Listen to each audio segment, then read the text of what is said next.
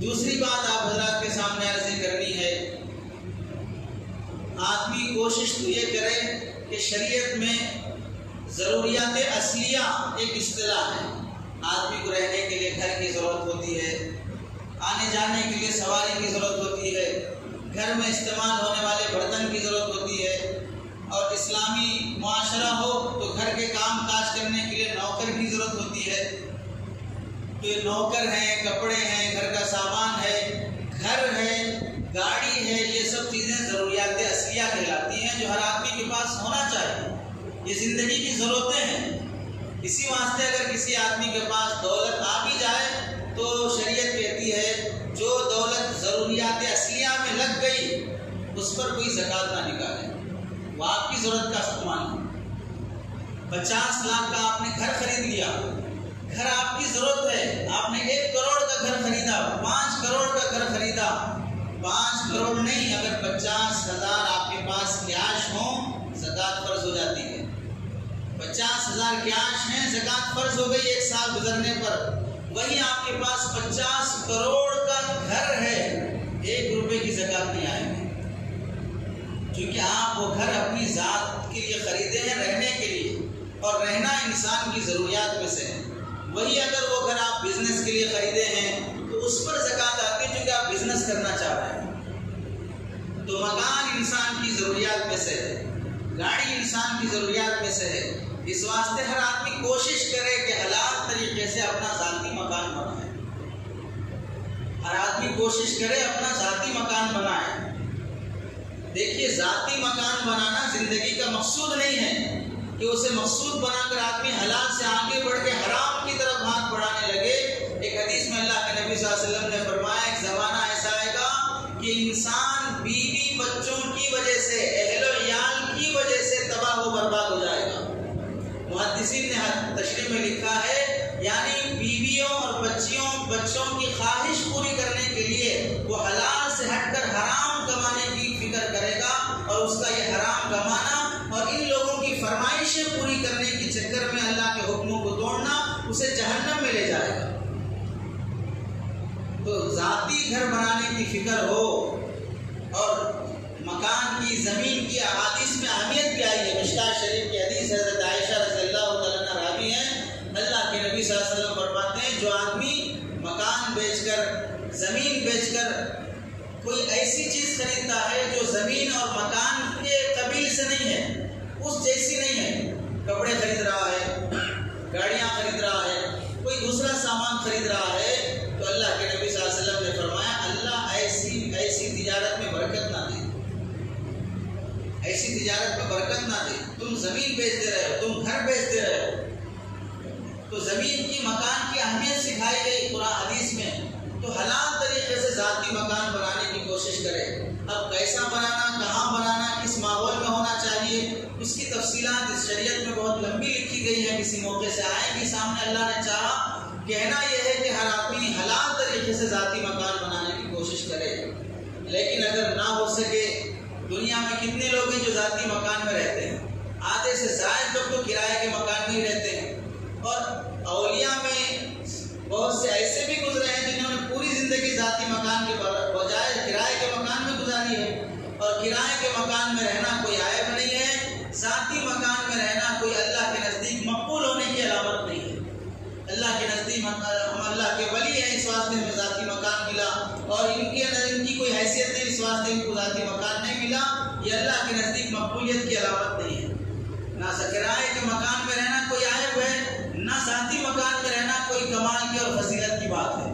البتہ راحت اس میں ہوتی ہے آدمی کو کہ ذاتی مکان، کہیں ذاتی مکان کا مالک کرایہ دار کو پریشان کرتا ہے، اور کہیں کرایہ دار کا چلتا ہے تو وہ مکان مالک کو پریشان کرتا ہے۔ ایسا نہیں ہے کہ پورے معاشرے میں کرایہ دار گرے ہوئے رہتے ہیں، اور ایسا بھی نہیں ہے کہ پورے مکان مالک گرے ہوئے رہتے ہیں، سخت مزاج کے رہتے ہیں، اور نہ ایسا ہے کہ پورے مکان مالک بڑے صوفی جنید بغدادی عبد القادر جیلانی جیسے رہتے ہیں، اور نہ ایسا ہے کہ جتنے کرایہ دار ہیں وہ سب کے سب بڑے شریف اور صوفی رہتے ہیں۔ جس کی جہاں چل سکتی ہے وہ وہاں چلا لیتا ہے۔ مکان مالک کمزور دکھا، کرایہ دار زور دکھاتا ہے، اور جہاں مکان مالک زوردار ہے تو وہاں کرایہ دار پہ ظلم ڈھاتا ہے۔ یہ جھگڑے چلتے رہتے ہیں۔ اس واسطے اس راحت کے اس پریشانی سے بچنے کے لیے کہا جاتا ہے کہ آدمی ذاتی مکان بنانے کی کوشش کرے۔ ایک بری عادت جو مسلمانوں میں چل پڑی ہے وہ یہ ہے، جب کوئی کرایہ دار کسی مکان کا کرایہ، کسی مکان کو کرایہ کے طور پہ لینے جا رہا ہو تو مکان مالک یہ پوچھتا ہے آپ کے کتنے ممبر ہیں۔ کرایہ کو دینے سے پہلے پوچھتا ہے کتنے ممبر ہیں، یہ پوچھ رہا ہے۔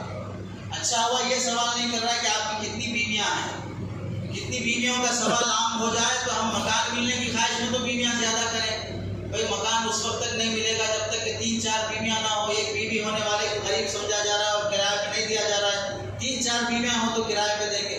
کتنے ممبر ہیں یہ پوچھتے ہیں۔ اگر زیادہ ممبر ہو تو پھر کرایہ کو نہیں دیا جاتا، کم ممبر ہو تو پھر کرایہ کو دیا جاتا ہے۔ یہ جو نظریہ مسلمانوں کا ہے، افراد اور ممبر پوچھ کر کرائے پہ دینا، یہ ہندوانہ طریقہ ہے، یہ مسلمانوں کا نہیں ہے۔ مسلمانوں میں برتھ کنٹرول کا نظام حرام اور ناجائز ہے۔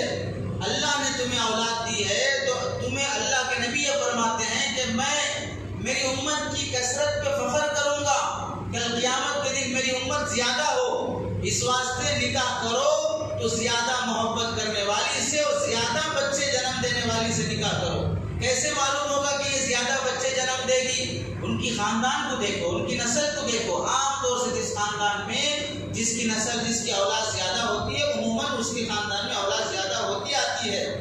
اگر نہیں ہوئی تو کوئی بات نہیں، تم اپنے بس کے اعتبار سے ایک مستحب فضیل ترغیب کے طور پہ کہیں کہا گیا کہ زیادہ بچے جنم دینے والی سے نکاح کرو۔